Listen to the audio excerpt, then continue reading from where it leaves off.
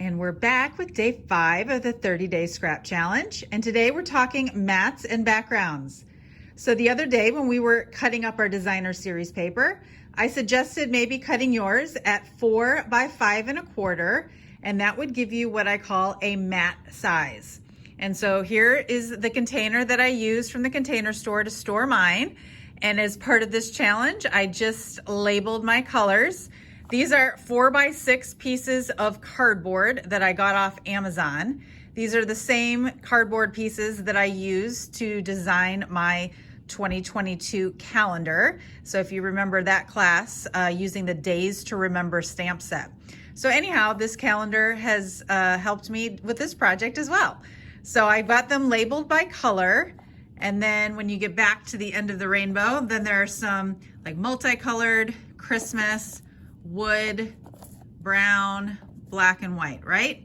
So today's challenge is going to try and use up as many backgrounds and mats and put it together with a piece of cardstock. And so I pulled out my box of bases so I can find 2 colors that match. And then we're also going to be looking at how to add a sentiment. Now I have a lot of my scraps organized in these little caddies. I think they're actually meant for tools. I got them on Amazon, and if you're interested, you can see the link in the description below. But I have 2 of them, and I like to keep all of my bits and pieces in different categories, a lot of my paper pumpkin leftovers, etc.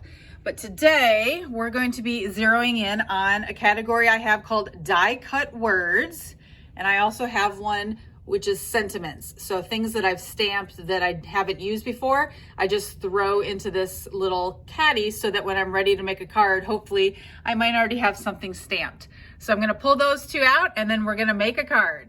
All right, and the sentiments one, I've got lots of things. I've got just different images I've stamped. This is a leftover paper pumpkin. I see a tag that I made. I think down here is a sticker. So anything that has a word that I have stamped. I've got a whole bunch here left over from a class. And then these are die cut words. So things that I've just die cut out at some point. This is on an adhesive sheet, which we'll talk about next challenge. But there are lots of just different words. And I know I need to make a thank you card right now for someone who helped me out the other day. So I already have this thanks.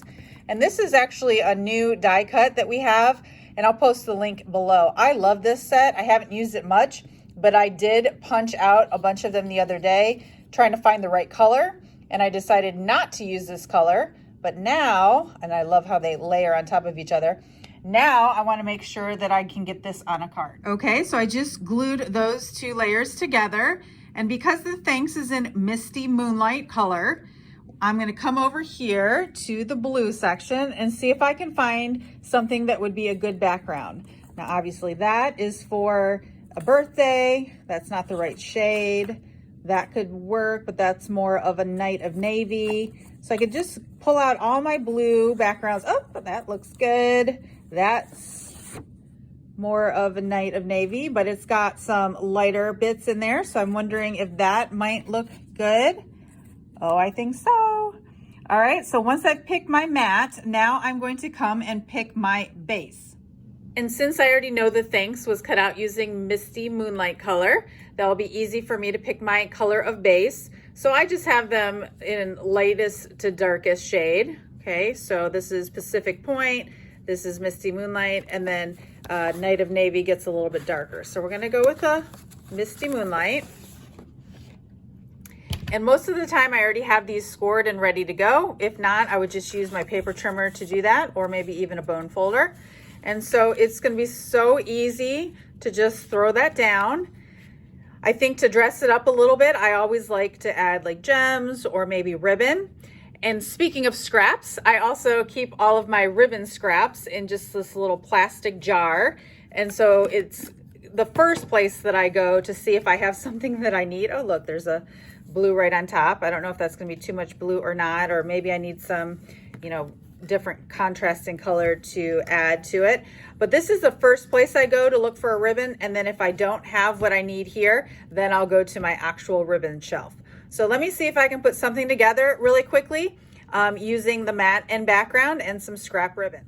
Okay, so that was just too easy. I just put some Native Navy ribbon on it and added a couple gemstones, and I've got a quick thank you card. Nothing fancy, but using up those mats and backgrounds is a great way to make a quick card. Now I feel like that was so easy that I'm going to do one more. As I was peeking through these mats, this one just jumped out at me. This is actually not Stampin' Up! Paper, but I saw it somewhere and it was just too pretty, so I probably cut it off of something. And anyhow, I love the gold on there. And so I'm gonna pick this one. Now, it's not gonna be a direct match because I only have Stampin' Up! Cardstock and we only have 53 colors, but I think that this Blushing Bride or Petal Pink would be the best match. Okay, yeah, I think I like that one. And then the other thing to consider as I was going through my, I saw this gold Hooray sticker from a Past Paper Pumpkin Kit. So that would look good on this gold. And then of course I'll come over here and I'll look in my ribbon, and I see there's this gold ribbon here that we have, but I don't think it's the best match.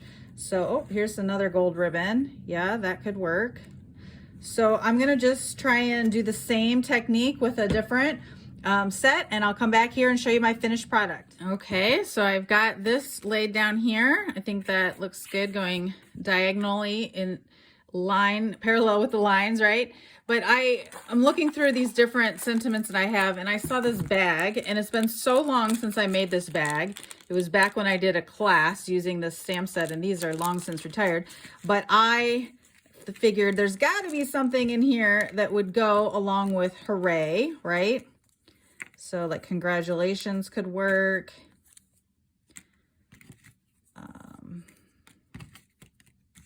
And these are on adhesive sheets, which like I said, we'll be talking about tomorrow. I don't want to say hooray, hooray. There's got to be something in here. Well, Mother's Day, anniversary. And so I feel like part of this process is just going through and reminding yourself of all the different things that you have that you can hopefully find and start using up. Okay, how about Hooray, You Make Me Smile? That could be one. I feel like they're Hooray. Happy Thoughts, Best, Best Wishes, sort of like that. Yeah, that sounds like a birthday kind of sentiment, right? Okay, so let's say I'm gonna do that. The question then is, am I gonna be able to find something fun to do with this ribbon?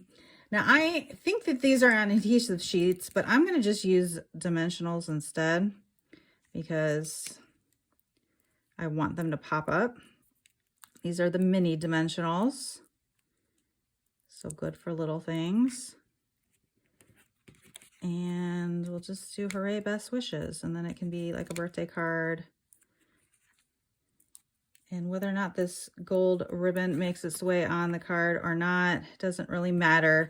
The idea here is we're just doing something quick and easy using mats and backgrounds. And so we're just trying to use up what we have, and somebody will appreciate this card. So thanks for checking out this video. Make sure you post a picture over in the Stamp with Cheryl Facebook group of some cards that you made using up your mats and backgrounds.